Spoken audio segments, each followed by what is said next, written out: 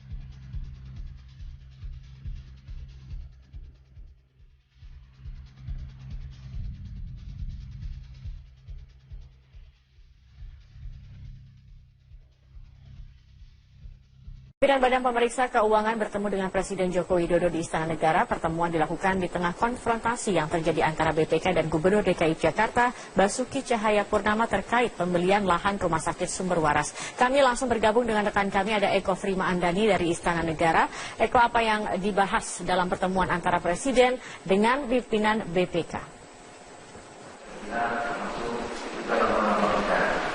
Saya kira pertemuan yang berlangsung antara sejumlah pimpinan Badan Pemeriksa Keuangan dengan Presiden Joko Widodo yang teragenda hari ini adalah untuk melaporkan dan juga menyerahkan hasil laporan keuangan daerah semester kedua. Memang berbeda pada semester pertama yang melaporkan keuangan pemerintah pusat. Pada semester kedua ini adalah untuk menyampaikan laporan keuangan daerah semester 2. Dari hasil pelaporan BPK tadi pada Presiden Joko Widodo dari 539 daerah, ada laporan menyampaikan wajar tanpa pengecualian sebanyak 47% dari 539 daerah. Selain itu ada dengan laporan 6% dari 539 daerah dilaporkan. Sementara Zakia sebanyak 7% yang dilaporkan tidak wajar. Hal ini telah yang disampaikan oleh Ketua BPK RI kepada Presiden Joko Widodo hari ini. Namun ada hal yang menarik Zakia dalam pertemuan hari ini adalah pembahasan mengenai konflik antara Gubernur DKI Jakarta Basuki Cahayapurnama dengan BPK RI. Memang dalam pertemuan kali ini ada dibahas sejumlah hal tersebut, namun tidak disampaikan secara pasti. Tadi kami juga sempat menanyakan langsung kepada Ketua BPK Hari Ashar bagaimana sikap dari BPK RI sendiri terkait adanya konflik pandangan terkait perbedaan NJOP Rumah Sakit Sumber Waras. NJOP yang diperbedakan inilah yang sampai ke ranah Komisi Pemberantasan Korupsi.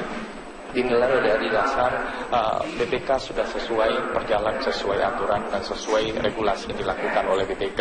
Dan jika memang Gubernur DKI Jakarta Basuki Cahayapurnama menemukan ada perbedaan tersebut boleh dilaporkan atau dilakukan penggugatan. Memang Basuki Cahayapurnama sendiri telah menyampaikan layangan atau surat kepada Badan Majelis Kehormatan dari BPK, dan terkait hal itu nantinya Ketua sendiri akan melakukan pemanggilan dan juga meng-cross-check apa yang menjadi keberatan dari Gubernur DKI Jakarta. Dan hal yang menarik tadi Zakia dalam pertemuan tadi adalah bagaimana nama Ketua BPK Hari Ashar juga masuk dalam Panama Papers. Tadi disampaikan oleh Sekretaris Kabinet Pramono Anung jika dirinya sendiri baru mengetahui terkait jika nama Ketua BPK masuk dalam Panama Papers. Meskipun Hari Ashar sendiri menyatakan memang namanya masuk dalam Panama Papers, namun ia sendiri telah mengkonfirmasi langsung kepada Presiden ia membenarkan jika namanya masuk dalam Panama Papers. Namun ia juga menanyakan kepada media apakah nama dalam Panama Papers itu sudah pasti bersalah. Tadi katanya kepada Presiden ia menyatakan jika memang sudah dilaporkan ke Ditjen Pajak, dan kata Presiden kalau memang tidak ada permasalahan ya silakan saja tarik ke dalam. Dan hal inilah yang nantinya dilakukan di cross check oleh Presiden apakah dana tersebut tidak ada terlibat indikasi pencucian uang atau indikasi adanya penggelapan pajak. Dan hal-hal inilah yang tadi menjadi menarik dari awak media. Memang Ari Azhar selaku Ketua BPK yang seharusnya pada pemeriksaan keuangan juga dipertanyakan kenapa harus menyimpan uang di luar negeri sementara di dalam negeri sendiri memiliki banyak simpanan-simpanan yang lain. Untuk sementara demikian, Zakia kembali ke Anda studio. Baik, terima kasih Eko Frimandani atas informasinya. Perusahaan Badan Pemeriksa Keuangan menegaskan audit investigasi pembelian lahan sumber waras tidak ada kekeliruan. Namun Gubernur DKI Jakarta Basuki Cahayapurnama menyebut audit BPK menipu. Ahok bahkan menuding pimpinan KPK maksudnya terlibat skandal. Pimpinan BPK terlibat skandal Panama Papers. Pemeriksaan investigatif tersebut clear BPK menemukan adanya penyimpangan yang menyebabkan kerugian keuangan negara dan telah disampaikan kepada KPK.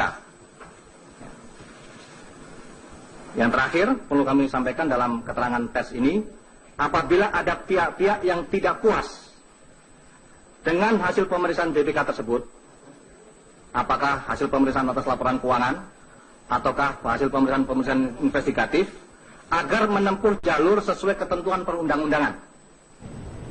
Itulah jawaban resmi Badan Pemeriksa Keuangan menanggapi pernyataan Gubernur DKI Jakarta Basuki Cahayapurnama yang menyebut audit BPK terkait pembelian lahan Rumah Sakit Sumber Waras keliru. Ketua BPK Hari Azhar Aziz menegaskan kasus sumber waras sudah di tangan KPK sehingga dirinya tidak mau berpolemik. Sudah di tangan KPK. Itu jawaban saya. Tapi statementnya Pak Ahok kan bilang itu sudah di tangan KPK, tanya aja ke KPK. Namun Gubernur DKI Jakarta Basuki Cahayapurnama tetap pada pendiriannya bahwa audit BPK terkait sumber waras keliru. Ahok menegaskan tidak akan menggugat BPK karena sulit dijangkau. Ahok bahkan menuding pimpinan BPK masuk dalam daftar Panama Papers. Karenanya Ahok meminta pimpinan BPK membuktikan asal harta yang dimilikinya. Percuma gugatnya gimana? Ya Tuhan Allah kok di Indonesia kok. Iya dong. Sekarang gimana jelasin? Katanya ada masuk Panama list. Makanya saya tanya, BPK berani nggak duduk di BPK buktiin harta dari mana? Jadi jangan ngomong asal ngomong di Republik ini gitu loh.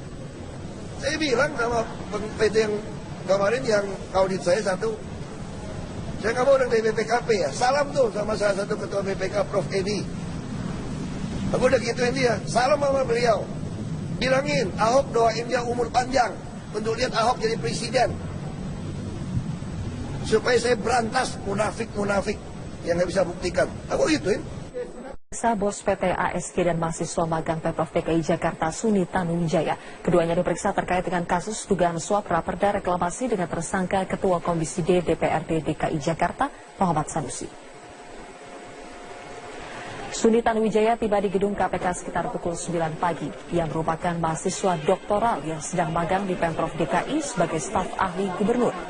Suni diperiksa sebagai saksi untuk tersangka Ketua Komisi D DPRD DKI M. Sanusi dan Direktur PT APL dalam kasus dugaan suap pemulusan pembahasan raperda reklamasi di DPRD DKI.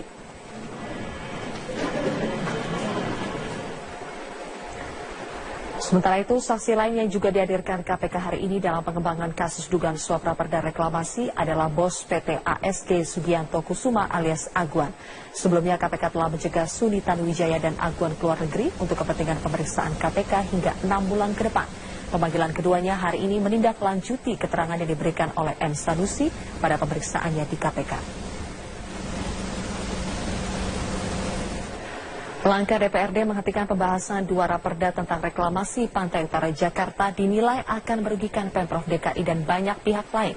Gubernur DKI Jakarta Basuki Cahayapurnama mempertanyakan motif dibalik keputusan yang diambil DPRD.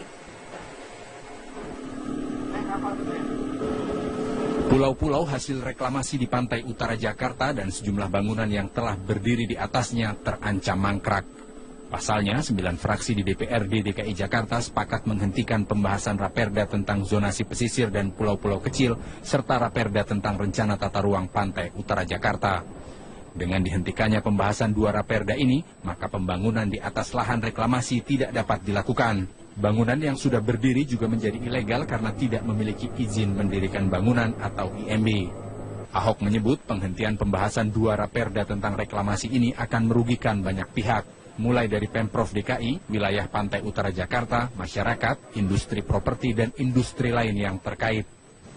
Ya kita rugi dong, kalau IMB nggak ada, nggak bisa penjualan. Kalau setiap penjualan tanah kan dapat PPHTB.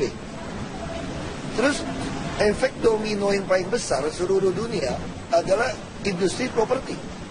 Karena dalam satu industri properti itu ada ribuan industri mengikuti. Keramik, macam-macam ini. Pabrik-pabrik listrik, ME, pasir, buruh, dari orang yang nggak sekolah sampai yang sekolah. Langkah DPRD yang dengan suara bulat menghentikan pembahasan 2 raperda tentang reklamasi juga memunculkan pertanyaan mengenai motif di balik keputusan tersebut. Pemeriksaan yang dilakukan oleh Komisi Pemberantasan Korupsi dinilai akan membuat perkara ini menjadi terang benderang. Sama aja mereka nunda-nunda mengesahkan juga selama ini kan.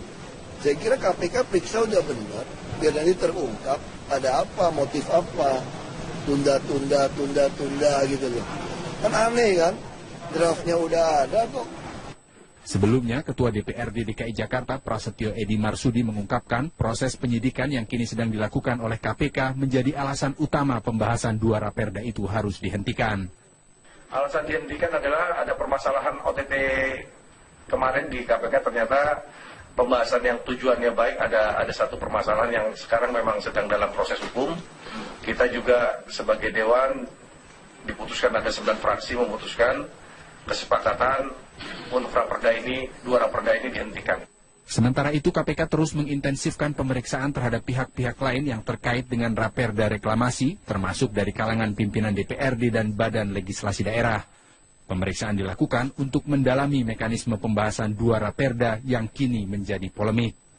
Tim Liputan, Metro TV.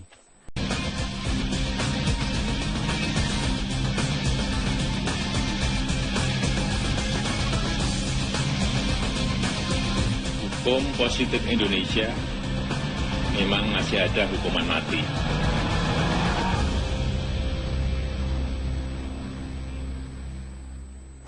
Pelaksanaan hukuman mati terhadap pelaku kejahatan apalagi terkait dengan narkoba menjadi harga mati. Pemerintah Indonesia tetap tidak terpengaruh campur tangan asing yang meminta hukuman mati dihapus dari sistem hukum Indonesia.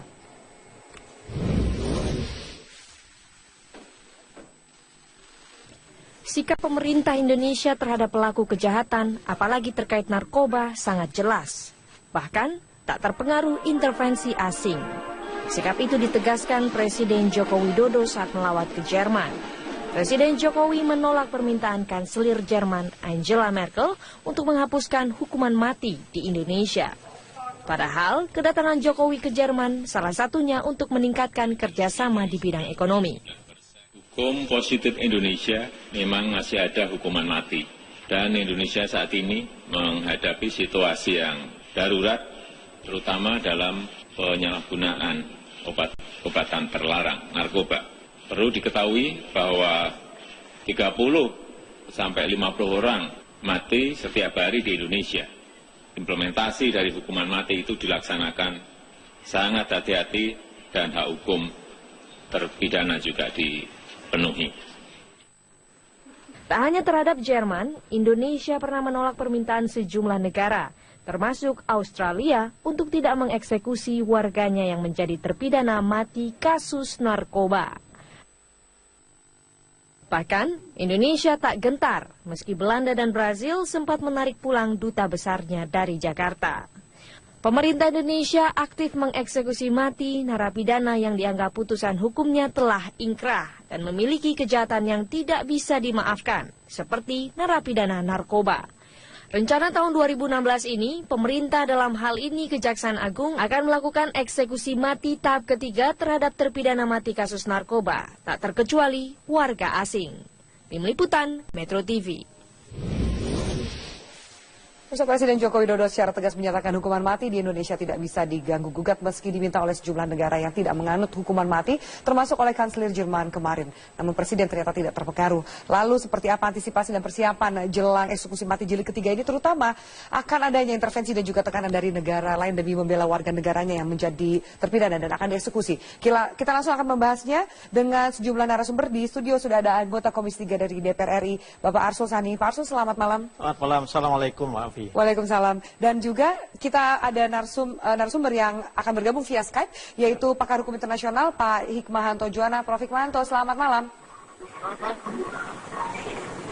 Boleh saya tes sekali lagi, Prof. Hikmahanto, selamat malam. Ya, selamat malam. Oke, baik. Mungkin sambungan Skype-nya masih kurang baik. Saya akan ke Pak Arsul Sani terlebih dahulu. Bagaimana Anda melihat bahwa ini kan roadshow-nya Presiden Jokowi ke Eropa, sinyal atau pendapat reaksi soal hukuman mati yang rencananya akan dilakukan 2016 ini sudah mulai disampaikan. Ada Angela Merkel, juga ada PM Inggris, David Cameron. Bagaimana Anda melihat ini? Ya, saya sih melihat dalam konteks hubungan antar negara, dalam konteks diplomasi, apa yang disampaikan oleh para kepala pemerintahan ya di negara-negara yang dikunjungi oleh Presiden Jokowi itu sebagai sesuatu hal yang masih dalam tahap wajar, ya tidak perlu kita kemudian buru-buru misalnya menilai itu sebagai sebuah bentuk intervensi tidak, ya. Tetapi ya saya kira seperti yang juga sudah berkali-kali disampaikan oleh Pak Jokowi, sebagai sebuah negara berdaulat kita memang memiliki sistem hukum tersendiri dan hukuman mati sampai saat ini masih merupakan hukum positif. Bahkan saat ini DPR bersama dengan pemerintah itu sedang membahas RKUHP, rancangan kitab Undang-Undang Hukum Pidana yang akan menggantikan KUHP peninggalan Belanda. Hukuman mati pun masih tercantum di sana. Ya. Memang tidak semua fraksi itu sepakat bulat ya. Ada kalau dalam catatan saya 2 fraksi yang masih memberikan catatan terhadap soal hukuman mati. Apa catatan yang diberikan oleh 2 fraksi? Catatan itu kalau yang ada di saya misalnya teman-teman dari Partai Demokrat memberikan catatan untuk sebaiknya hukuman mati ini dihapuskan. Kalau teman-teman dari fraksi PDI Perjuangan itu memberikan catatan bahwa ini harus dilaksanakan dengan sangat-sangat selektif sekali, artinya dijatuhkan dengan sangat selektif sekali. Oke, baik. Sangat hati-hatilah seperti itu ya. Dan memenuhi hak terpidana yang akan dieksekusi, kurang lebih seperti itu. Betul, tapi sebetulnya posisi yang diambil, yang ditawarkan oleh pemerintah, karena RKUHP ini kan memang inisiatif dari pemerintah, itu juga sudah bergeser dari posisi hukuman mati yang ada di dalam RKUHP sekarang. Kalau di dalam KUHP sekarang, kalau di dalam RKUHP, hukuman mati yang RKUHP ini hukuman mati yang ada, ini ditempatkan sebagai pidana khusus yang bersifat alternatif. Jadi artinya hakim ketika menjatuhkan hukuman mati itu, vonis hukuman mati, itu juga harus memberikan alternatif. Apakah kemudian kalau kondisi atau syarat-syarat tertentu itu bisa berubah hukumannya menjadi seumur hidup atau penjara 20 tahun. Itu kan dari kacamata pidana, Anda Komisi 3. Saya akan tanya ke Prof. Hikmahanto. Prof, kalau Anda lihat ini juga tentu akan ada reaksi dari negara lain. Kita ingat kalau belajar dari jilid 1 hukuman mati, jilid 1 dan 2, bahkan sampai negara Brazil dan Belanda menarik duta besarnya dari kita. Apa yang harus kita antisipasi jelang hukuman mati dikatakan oleh Jaksa Agung akan dilaksanakan di 2016 ini, Prof. Hikmahanto? Pertama ya, kalau saya sampaikan Presiden di Jerman itu sudah tepat. Ya. Jadi beliau mengatakan bahwa ini masalah kedaulatan Indonesia yang tidak bisa diganggu-gugat. Dan Indonesia melakukan hukuman mati itu dengan hati-hati. Nah, lalu yang kedua, ini yang harus diwaspadai oleh Presiden. Karena Presiden datang ke sana untuk menarik investasi, memperbaiki mungkin perekonomian Indonesia dengan bantuan dari Jerman. Yang kita tidak inginkan adalah Jerman memberi iming-iming, memberi pemanis agar Indonesia mau mengubah masalah hukuman mati ini yang menjadi moratorium, jadi tidak dilaksanakan, bahkan menghapuskan hukuman mati dari peraturan undang-undang di Indonesia. Nah, kalau misalnya sweetener ini dikasih, ini yang repot, karena kalau misalnya kemarin dengan Belanda, dengan Australia, kita berhadapan langsung. Tetapi kalau misalnya pemanis ini diberikan karena mungkin kita dianggap butuh secara ekonomi, maka mereka akan melakukan pemberian tawaran ini dan itu, sehingga kita mau melakukan tindakan itu. Seperti itu. Bagaimana ke depannya Anda lihat? Sampai yang sekolah. Langkah DPRD yang dengan suara bulat menghentikan pembahasan 2 raperda tentang reklamasi juga memunculkan pertanyaan mengenai motif di balik keputusan tersebut. Pemeriksaan yang dilakukan oleh Komisi Pemberantasan Korupsi dinilai akan membuat perkara ini menjadi terang benderang. Sama aja mereka nunda-nunda mengesahkan juga selama ini kan. Saya kira KPK periksa udah benar, biar nanti terungkap ada apa, motif apa, tunda gitu loh. Kan aneh kan, draftnya udah ada kok. Sebelumnya, Ketua DPRD DKI Jakarta Prasetyo Edi Marsudi mengungkapkan proses penyidikan yang kini sedang dilakukan oleh KPK menjadi alasan utama pembahasan 2 raperda itu harus dihentikan. Alasan dihentikan adalah ada permasalahan OTT kemarin di KPK, ternyata pembahasan yang tujuannya baik, ada satu permasalahan yang sekarang memang sedang dalam proses hukum. Kita juga sebagai Dewan diputuskan, ada 9 fraksi memutuskan kesepakatan untuk raperda ini, 2 raperda ini dihentikan. Sementara itu KPK terus mengintensifkan pemeriksaan terhadap pihak-pihak lain yang terkait dengan raperda reklamasi, termasuk dari kalangan pimpinan DPRD dan Badan Legislasi Daerah. Pemeriksaan dilakukan untuk mendalami mekanisme pembahasan 2 raperda yang kini menjadi polemik. Tim Liputan, Metro TV.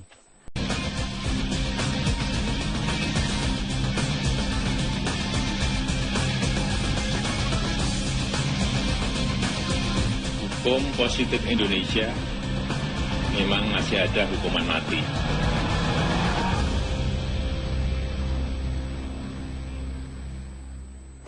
Pelaksanaan hukuman mati terhadap pelaku kejahatan apalagi terkait dengan narkoba menjadi harga mati. Pemerintah Indonesia tetap tidak terpengaruh campur tangan asing yang meminta hukuman mati dihapus dari sistem hukum Indonesia.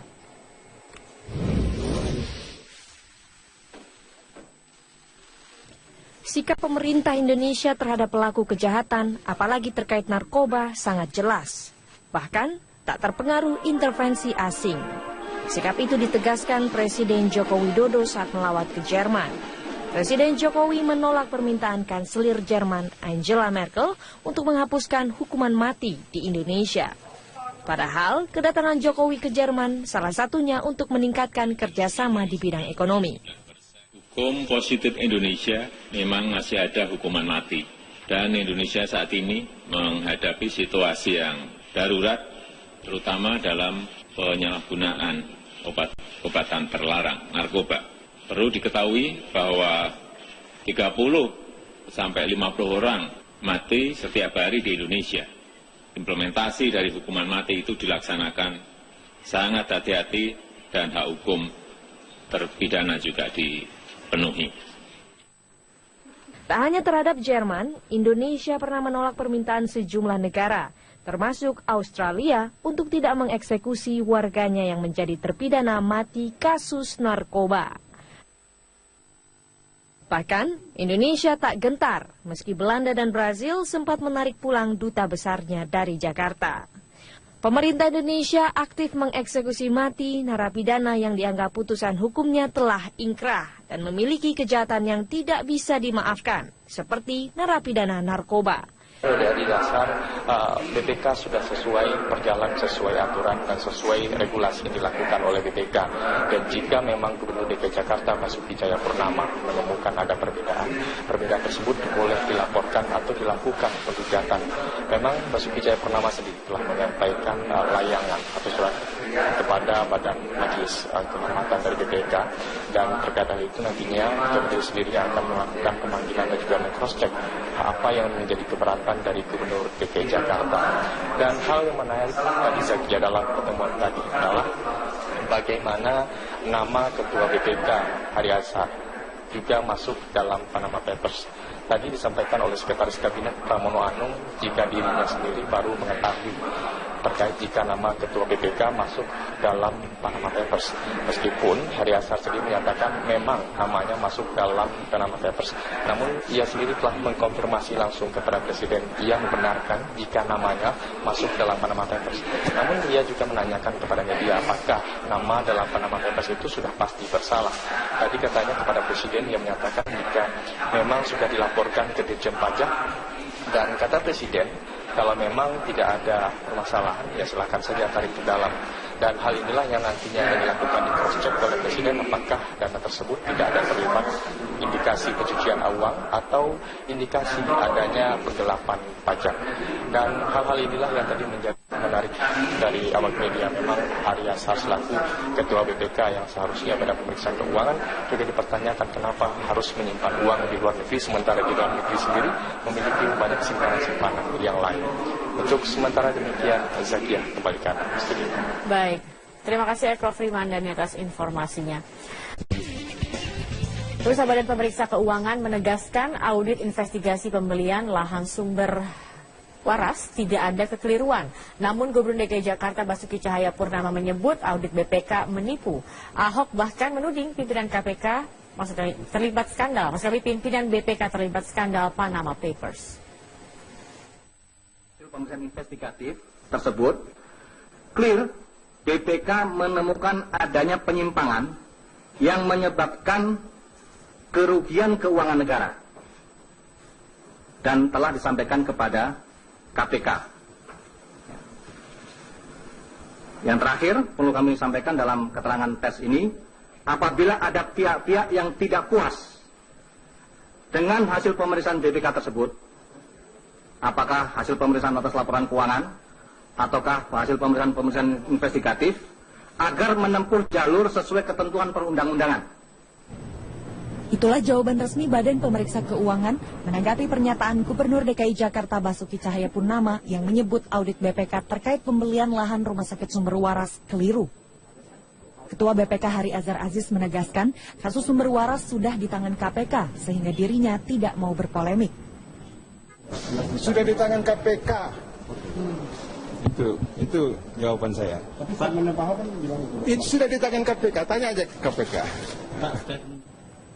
Namun Gubernur DKI Jakarta Basuki Cahayapurnama tetap pada pendiriannya bahwa audit BPK terkait sumber waras keliru.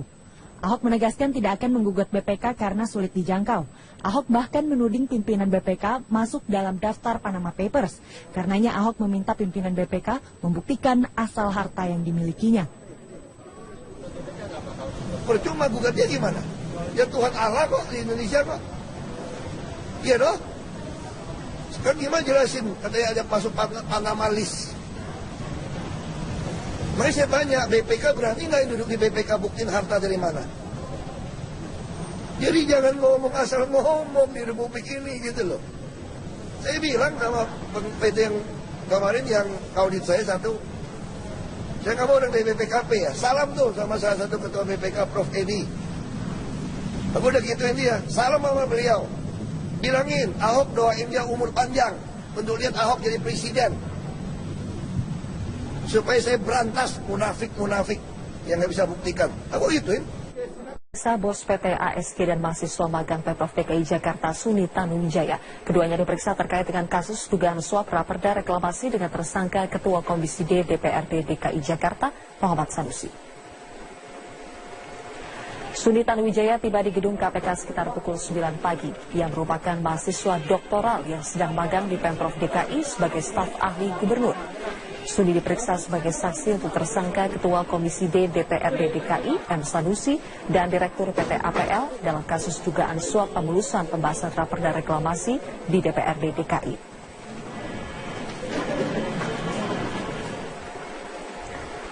Sementara itu, saksi lain yang juga dihadirkan KPK hari ini dalam pengembangan kasus dugaan suap raperda reklamasi adalah bos PT ASG Sugianto Kusuma alias Agwan. Sebelumnya KPK telah mencegah Suni Tanuwijaya dan Agwan keluar negeri untuk kepentingan pemeriksaan KPK hingga 6 bulan ke depan. Pemanggilan keduanya hari ini menindaklanjuti keterangan yang diberikan oleh M. Sanusi pada pemeriksaannya di KPK. Langkah DPRD menghentikan pembahasan 2 raperda tentang reklamasi Pantai Utara Jakarta dinilai akan merugikan Pemprov DKI dan banyak pihak lain.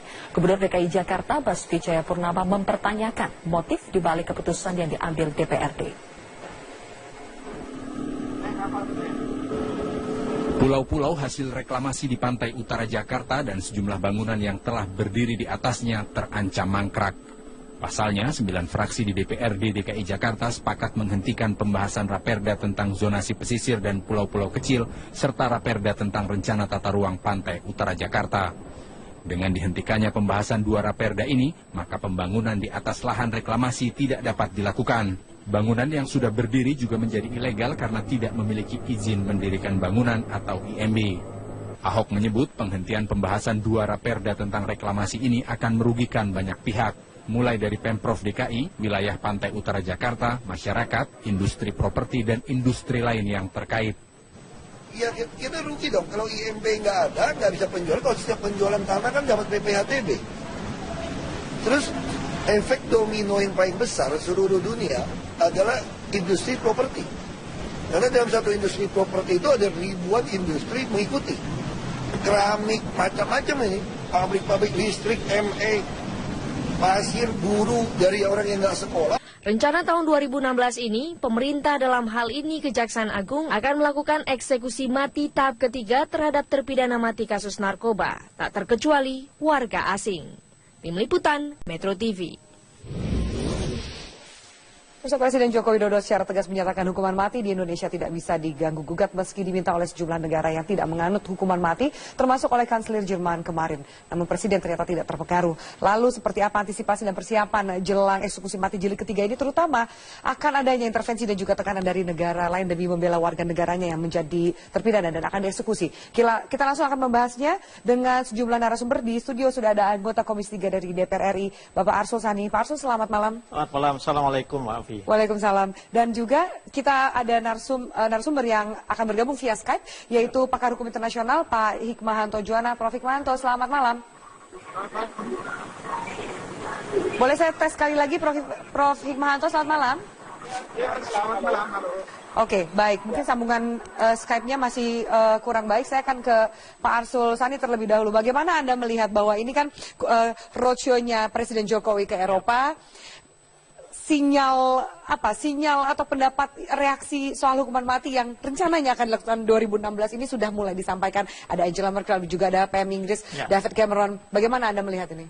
Ya, saya sih melihat dalam konteks hubungan antar negara, dalam konteks diplomasi, apa yang disampaikan oleh para kepala pemerintahan ya di negara-negara yang dikunjungi oleh Presiden Jokowi itu sebagai sesuatu hal yang masih dalam tahap wajar, ya tidak perlu kita kemudian buru-buru misalnya menilai itu sebagai sebuah bentuk intervensi tidak, ya. Tetapi ya saya kira seperti yang juga sudah berkali-kali disampaikan oleh Pak Jokowi, sebagai sebuah negara berdaulat kita memang memiliki sistem hukum tersendiri dan hukuman mati sampai saat ini masih merupakan hukum positif. Bahkan saat ini DPR bersama dengan pemerintah itu sedang membahas RKUHP, rancangan kitab undang-undang hukum pidana yang akan menggantikan KUHP peninggalan Belanda. Hukuman mati pun masih tercantum di sana ya.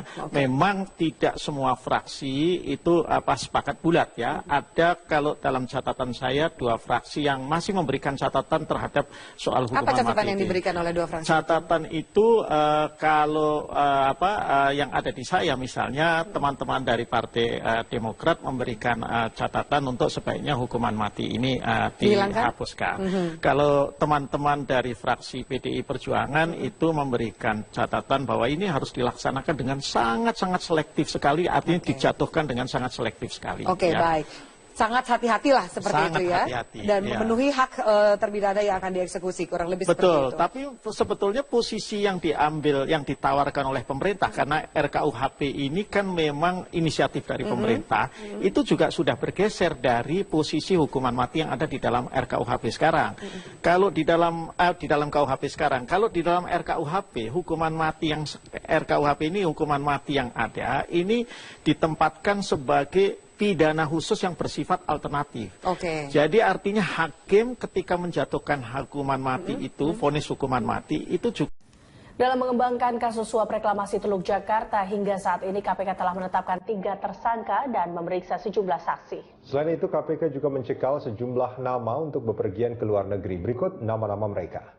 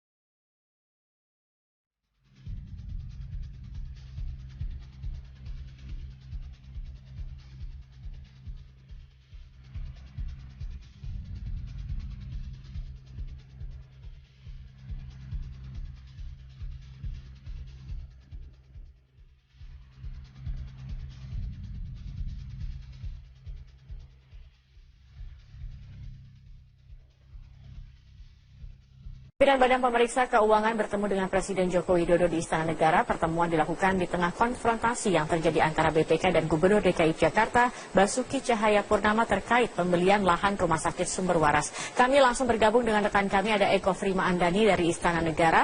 Eko, apa yang dibahas dalam pertemuan antara Presiden dengan pimpinan BPK? Zakia, pertemuan yang berlangsung antara sejumlah pimpinan Badan Pemeriksa Keuangan dengan Presiden Joko Widodo yang teragenda hari ini adalah untuk melaporkan dan juga menyerahkan hasil laporan keuangan daerah semester kedua. Memang berbeda pada semester pertama yang melaporkan keuangan pemerintah pusat.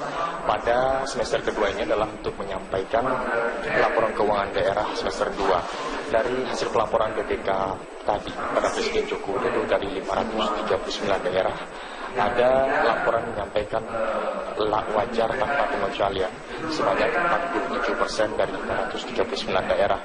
Selain itu ada dengan laporan 6% dari 539 daerah dilaporkan. Sementara Zakia sebanyak 7% yang dilaporkan tidak wajar. Hal ini telah yang disampaikan oleh Ketua BPK RI kepada Presiden Joko Widodo hari ini. Namun ada hal yang menarik Zakia dalam pertemuan hari ini adalah pembahasan mengenai konflik antara Gubernur DKI Jakarta Basuki Cahayapurnama dengan BPK RI. Memang dalam pertemuan kali ini ada dibahas sejumlah hal tersebut, namun tidak disampaikan secara pasti. Tadi kami juga sempat menanyakan langsung kepada Ketua BPK Hari Ashar bagaimana sikap dari BPK RI sendiri terkait adanya konflik pandangan terkait perbedaan NJOP Rumah Sakit Sumber Waras. NJOP yang diperbedakan inilah yang sampai ke ranah Komisi Pemberantasan Korupsi dinilai